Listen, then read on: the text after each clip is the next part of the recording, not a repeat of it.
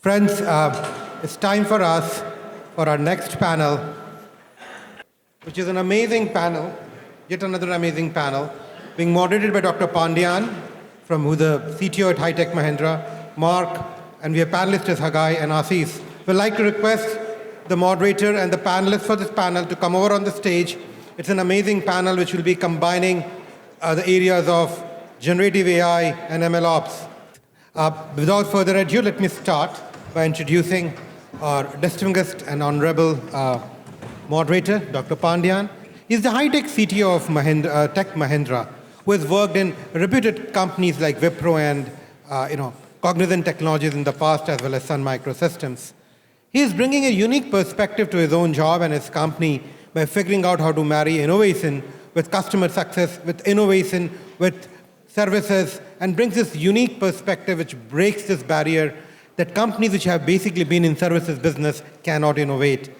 He's a PhD from none other than Indian Institute of Science in Bangalore, and I want to add a personal note to that.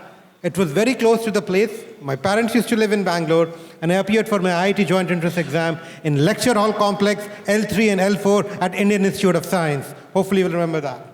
I will let Dr. Pandyan introduce all the panelists, but since we have one of the panelists from our Artificial Intelligence and Machine Learning Forum, Assis Tusu, I will just say one thing. Thank you for joining us, and for those who don't know, he is a general manager in Amazon Web Services, the team which owns Amazon SageMaker, which kind of brought the very concept of MLOps to the world. I will not steal the thunder from Dr. Pandyan and let him have the panel. Thank you. Okay. Thanks, Tushar. Thanks for the nice introduction. Welcome. Good afternoon. Good morning. And the way we will structure the panel is we have actually curated some of the questions which will actually have the panel address. And then if the time permits, we will open up the floor for the questions. So it's my privilege to introduce the panel to all of you. So I'll go with Hagai. Hagai Lupesco is a VP of Engineering at Mosaic ML, where he focuses on making the generative AI training the inference efficient, faster, and as well as accessible. Prior to Mosaic ML, Hagai held AI engineering leadership roles at Meta, Amazon Web Services, and GE Healthcare. He shipped a lot of products from across various domains, starting from 3D medical imaging through global scale web systems up to deep learning systems, which actually are being used by billions of users today. Okay. Next is Ashish. Ashish Tushu is the general manager in Amazon Web Services. And he's owning multiple products in AWS, starting with Canvas, Autopilot, Data Wrangler for low-code and no-code machine learning, and Health Lake and Homix for Health AI, Panorama for HML, Deep Racer for ML thought leadership, and Personalize for marketing intelligence. Before joining AWS, Ashish was a co-founder and CEO of Qbol, a company that pioneered a cloud data lake platform that actually grew up to 300 plus employees with 150 customers and with an annual recurring revenue of more than 50 million. And before starting Qbol, Ashish invented Apache Hive, one of the first SQL engine for big data that he created at Facebook while building out the first big data warehouse in 2007. He has a master's in computer science from University of Wisconsin-Madison and bachelor's degree from IIT. And next is Mark. Mark Pluto. He is currently Chief Technology Officer at Bloom Global, a leader in global logistics and digital supply chain solutions. At Bloom Global, Mark leads AI platform development and science teams and drives the architectural strategy for cloud AI and machine learning-based Bloom digital platform. Prior to Bloom, Mark was SVP of business products at Infosys, and he also worked in leadership roles at Marsh Clearside, HPE, Manhattan Associates, Netscape, and Anderson Consulting. At Manhattan Associates, he was chief architect for products including TMS and end-to-end visibility. Mark has a BS in engineering from University of Illinois at Urbana-Champaign. Okay, it's my privilege to introduce the panel. And we actually kind of looked at the different the models and then commits the chat GPT and what is actually kind of making all them possible is the MLOps behind that. And there are many use cases and many models which had a good value, business value, but then didn't actually kind of get into production or deployment because not having proper MLOps behind. And ChatGPT is one example of how the MLOps is firing the large language models. But still, if you look at ChatGPT, there are disclaimer about the accuracy of the model, the privacy of the model, the confidentiality of the model being exposed to the users. Now, with this, I will actually start with Mark in terms of, how important is MLOps? And with the context of current generative AI, and even because MLOps needs to be, the business needs to invest on MLOps, and how do you actually build a business case looking at the businesses and asking them to invest in MLOps? Well, thank you for being here, and it's really good to present. And thanks for the great introduction. So this is really sexy, talking about MLOps with your business manager, right? And talking about DevOps and deploying code. But what I would say in terms of talking to your business, and they're trying to look for is value. And you want to make certain that what we're putting into production and what we're adjusting and using in production is providing value and continually providing value. So I would go back to a famous quote. Since I work in supply chain software, and I have for the past 25 years, chief architect at supply chain at HP. And if now I introduce myself as an architect working in supply chain software, they're saying, what's going on with supply chain, And before it was kind of something in the back room. Now it's something that's forefront. And that's because there is change, right? So what I would say to your business owner in terms of trying to sell machine learning and operations and trying to get it into production and adjusting it is that Clausewitz, I think it's Clausewitz's quote, but no plan survives first contact with the enemy, right? So you're going to have to keep on adjusting your plan as new data comes into play, right? And I'm not going to talk about Western World War I and Clausewitz, but the truth of the matter is that the battle, when you look for the investment and you look for the return, it has to be continually adjusting. And that's what we saw with supply chains in the past 3 or 4 years. That's what we're going to continue to see going forward with what's happening with technology going forward as well. It's going to be, we're talking about China +1 in terms of strategy. That's where a lot of manufacturing is going to be happening in India, quite frankly. And we're going to see the resurgence of NAFTA, so switching from manufacturing in China only to across Canada and Mexico. And that changes the entire supply chain. So these models that we have to be adjusted because it's not just the model, it's not just the data, but it's also the model itself. So you have to keep on adjusting your model. So, in selling the use case and the return on investment for MLOps is really, it's not just the first model, but it's the continual adjustment of that model as you deploy it going forward. Thanks, Mark. Agay and Ashish, you have any comments you want to add? Yeah, first of all, thanks for having me. Thanks for the intro, and it's a pleasure to be here. One thing I'll add to what Mark said is it's always good to also bring your partners along. So often, as the team responsible for MLOps, you also have partners like the research team who may be, or the data science team who may be building the model. You have the infrastructure team who's responsible for the underlying infrastructure. Getting them to be on board because MLOps investment makes their life better. Their models will get to production and will continue working there. Their infrastructure, security, compliance, all those things for the infra team would work much better. So if you bring those partners along, you can make a much better case for the business folks. Yeah, so I'll just add something really quick here. So all the points are absolutely valid. The other way to look at it is the next 10 years is going to be a lot of ML-based applications. So if you invest in ops for your applications, business applications, why won't you invest in ops for the applications that are going to come for the next 10, 15 years? And that is another perspective that's just another perspective to offer when you are essentially talking about MLOps. This revolution won't happen unless it's operationalized. Okay, thanks, Ashish. And okay, why MLOps now, and especially with respect to generative AI? Because means there are different ways to use generative AI. OpenAI has made it available as an API, but there are different models. Can you just share with respect to what MLOps means for generative AI? Yeah, sure.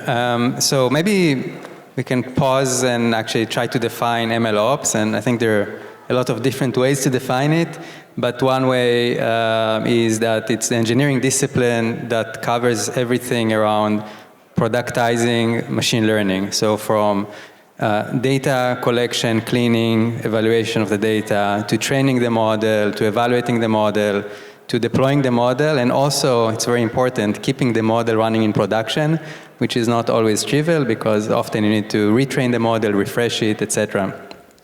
So that's MLOps.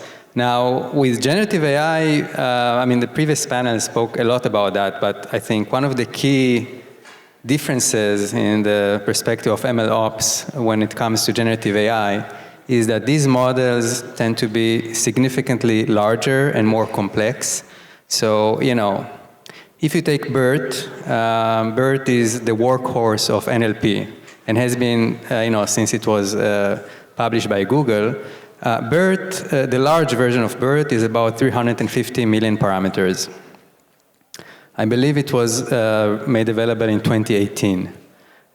Just 2 years later, OpenAI GPT-3 came out with 175 billion parameters. So if I'm doing my math right, it's about 500 times larger in just 2 years. If you look at the complexity to train it, because these models are based on transformer architecture, it's actually, the computation required is actually bigger by an order of magnitude than just the sheer increasing number of parameters. So BERT today, you can train in under a day for under $100, train from scratch. GPT-3, 175 billion parameters, would take you at least a month to train. And the cost, I mean, people are throwing out different numbers. I'd say at Mosaic ML, the company I work for, we published some papers about that. You can train it for a few hundreds of thousands of dollars. But still, we're talking about 1,000x in terms of the cost. Now, what this means for MLOps is that with generative AI, the stakes are much larger.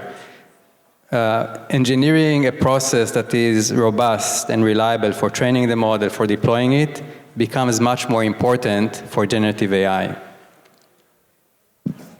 Thank you. That is, there are a lot of things to do in ML. But Ashish, while looking at all the aspects of MLOps, right, from the model development, training, validation, deployment, and then making sure it is monitored and then managed. So, I mean, can you just talk about some of the complexities in the entire life cycle of the model, right from development all the way to deployment? And there are complexities after that as well, in terms of making sure it is not drifting, the accuracies are ensured, and then from the compliance point of view, privacy, ethical point of view, and all that. Can you just show some light on the complexities? Sure. The first complexity that comes in, apart from, of course, the various stages and stuff, is the number of people involved in operationalizing the model and then maintaining it. Initially, when the model is being built or some prototyping is being done, it's the data science folks who are actually working on it. And then at some point, there's a lot of iteration that goes on in that, and at some point it goes over to, okay, we've got something working, now let's try it on some real-world data sets or production data sets, not putting into production, and then there's a lot of iteration that goes on there, fine-tuning a lot of, fine-tuning I use in a way in terms of making the model better and better with real data sets. And then after that, this is all happening in data science, and as you're getting more towards a production, looking at production data, there's a data science and data engineering work, collaboration that has to happen. So that adds, one piece of complexity. After that, when things are done, then it gets transferred over to the ML engineer to actually productionize the model, because a lot of work that data science is doing is a lot in prototyping and proving out the value. And then that is another piece of complexity that goes on into that translation. After that, the model has to go and run in the environment in a way in which, it is all the things that you mentioned. It's got to be efficient, it's got to be secure, it's got to be, all of those things. So then there is the MLOps engineers that are essentially monitoring it, figuring out what is going on. And as Mark mentioned, there's always changes that happen. Data is drifting, concept drifts happen, your policies and what you want to do might change. So there's a constant iteration that keeps going on in there in terms of monitoring that model and bringing that change back in, whether in terms of retraining parts of the model periodically and so on and so forth. And that is a collaboration that happens between the ops engineers and the data science folks and the ML engineers, and here's another group. So therefore, it becomes a very complex beast. We, of course, at AWS and SageMaker, we've brought all of that together into a single platform, which offers a lot of, an end-to-end MLOps platform, which does all of those things. And so it enables this collaboration to become much easier because there are now constant, assets which people can share and collaborate on and move through one stage to the other. The other piece of complexity, just touching on what Hage was saying around generative AI, the nature of what building the model means for most companies is also changing. We used to spend a lot of time in this, featureization and in the old school of, not old school, well, let's say legacy ML. And with the generative AI now, maybe that is not done and it's replaced by something completely different. So that evolution is also there. So it's a lot of collaboration amongst a lot of people, a lot of stages, and then a lot of change. So you can imagine that that's a recipe for a lot of complexity. And now with the models being available as the API, and there are dedicated models, and then shared models, and then locally deployed models versus models deployed elsewhere. So how does the MLOps actually, if some enterprise needs to look at using those models, so what kind of MLOps they should have in place? Any suggestions for the companies or enterprises? Any of you can just...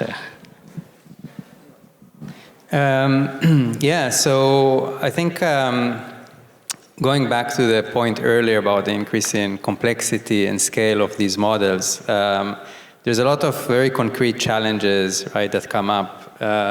One of them, for example, is just around having a system that can orchestrate across just a very broad set of hardware cluster. So again, going back to example, traditional machine learning, which it's funny, we call it traditional, but it's only 2 years ago. Man, I feel old. You would use one node with one GPU or maybe 8 GPUs, and that would be good enough. Today, we're talking about using a cluster with hundreds of GPUs, sometimes even thousands. Now, orchestrating a job that runs on so much compute for such a long time is actually non-trivial, and the tooling becomes very important. I mean, SageMaker, definitely one tooling. Mosaic ML, we also offer similar tooling, and there are other companies. And I suspect we're going to see more innovation in that front because there's a growing need for it. The second thing which connects from that is really the importance of good fault tolerance, not just for training, but also for inference. And I think that's where good MLOps tools should shine. Because again, when you train for a week or even a month on hundreds of GPUs, I guarantee from experience that at least one GPU is going to fail. And then how is this going to be handled? Is it going to be handled automatically, or will someone need to be paged in the middle of the night? Again, been there, it happened, to address things and to put things even more concrete. We had someone from Meta speaking here, and I also worked at Meta AI before. Meta open sourced a model called OPT 175. It's a large language model, 175 billion parameters, was trained for over a month on thousands of GPUs. That team actually published their operational log from training that model, and I counted, they had 100 restarts during the training because of different failures that happened. And I really pity that team because I think they didn't sleep during that month, handling all those issues. So this is where MLOps tooling and the discipline in general can shine. And again, it's similar for inference, just the same thing. I can't imagine training the MLOps without GPUs. How long it may take to train. Yeah. I mean, someone in the previous panel was asked about who's the big winner of generative AI, and I can tell you already, the big winner is NVIDIA. Like I wish, that's the stock all of us wish we bought 3 years ago, right? So. Okay. And now you touched upon some of the challenges and then the opportunities and innovation, and this being an entrepreneurship conference, I mean, what are the opportunities which one look at from an MLOps perspective, where there are still gaps, and then that be an opportunity for new ideas to start up? Maybe, Ashish, you can, yeah. So opportunities always arise when there is change. And right now, the biggest change is these large models. And I think how you do, you mentioned a bunch of things around scale, around fault tolerance. Similarly, there are open issues in terms of how do you do continuous learning, for example, on these models. There are open issues around how do you ensure that these models are safe. How do you check that they're producing is not hallucinations? How do you make sure that there's no toxicity? So there are a whole bunch of new areas that were probably not as relevant in the previous MLOps as we decide, as we know of it, that are opening up. And because of that change, because the way these models are built and the way they are being used and what the capabilities are so different from the, what we call traditional, to borrow your word, machine learning is just like 2 years old. But a lot has changed in the last, couple of years. Actually, a lot has changed in the last 4 months. And these opportunities are places where you can look at and create, companies around, because that's a change and new ways of doing things. So I think it's a very fertile area. It's not, a lot of unsolved problems there, and each of these problems that I mentioned is a place where you can actually create companies and, work towards that. I mean, what I would also say in terms of opportunity is also in the context of a business problem, right? So you can solve something in healthcare, solve something in insurance, solve something in supply chain, because these models can be huge, right, if they're just solving just generic everything, right? But if you're very specific to a domain or very specific to a problem you're trying to solve, you can actually have a much narrower focus. And also it's framing the problem and looking at the concept of what you're trying to solve is where you're going to provide value. That also speaks to the business owner and where you're going to provide value. So value add, not just cost reduction. So I think there's plenty of opportunity for entrepreneurs, not only in a horizontal concept in terms of technology, but also in a vertical concept in terms of applying it. I think it's also very valuable. Thank you. Do we have any time for the questions? Audience questions. We probably have a time for one or two. Hello. So I was born in 2001, so the age of the internet, and the coolest thing for me was Wikipedia. And I thought at the time, knowledge has been democratized. Any of us could use it. But I wanted to go a little bit deeper into this difference between knowledge and intelligence, because I think it took a while for me to realize that intelligence came from the teachers telling us the limitations of Wikipedia and how to use it appropriately. And I'm very curious, these models will keep evolving and being easier to use and smarter at giving you the answers you want. But what are the biggest bottlenecks in translating that into intelligence so that anyone around the world with an internet connection can not only access the knowledge, but translate it into intelligence? This question is amazing, and this kid was born in 2001 when Wikipedia came, and he started using it right away when he was born. The kid must be really special. Must be really special. Go ahead. Yeah, I think it's a great question. I think definitely being intelligent is not only knowing the answer, it's also knowing how to say it. It's also knowing what not to say. And that's a bit more nuanced. We've seen a lot of progress, actually, with ChatGPT as a good example in kind of learning how to behave, and that's been done through instruction fine-tuning that was discussed earlier. And I suspect this still has room to grow. But even if you just compare, OpenAI's GPT, 175 billion parameters, to ChatGPT, you can already see the difference, and that's because ChatGPT, according to some analysis, because we don't really know what's going on in the open AI, which is not really open, so that it was instruction fine-tuned, so it can follow instructions better. And these instructions are not only coming from the person who is prompting the model, but it's actually coming as part of the training process, or actually, a later part of the training process.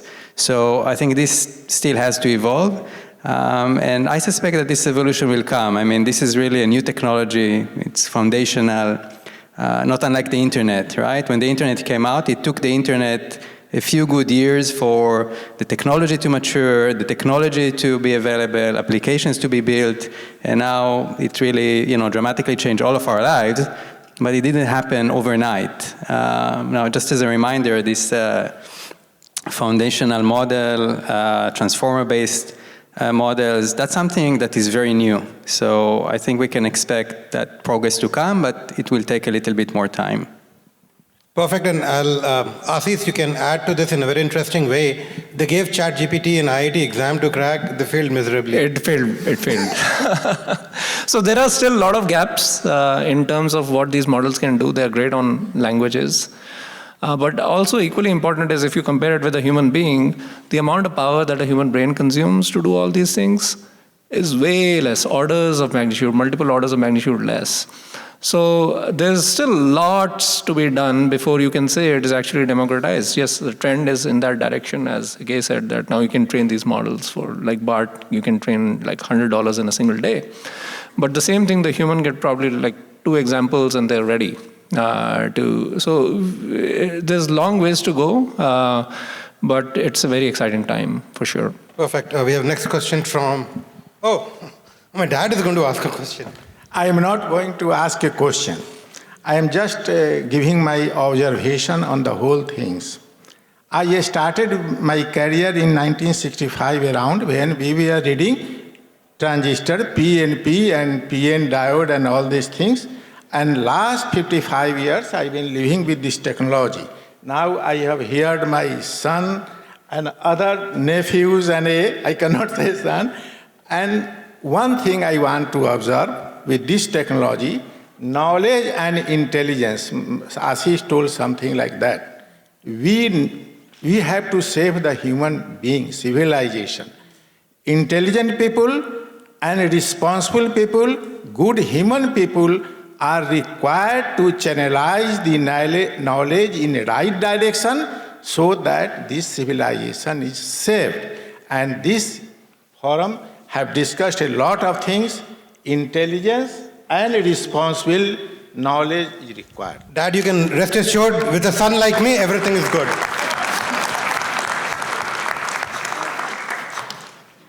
Thanks a lot, Dr. Pandian and the panelists. It was a pleasure and an honor to have all of you here. Thank you. Thank you.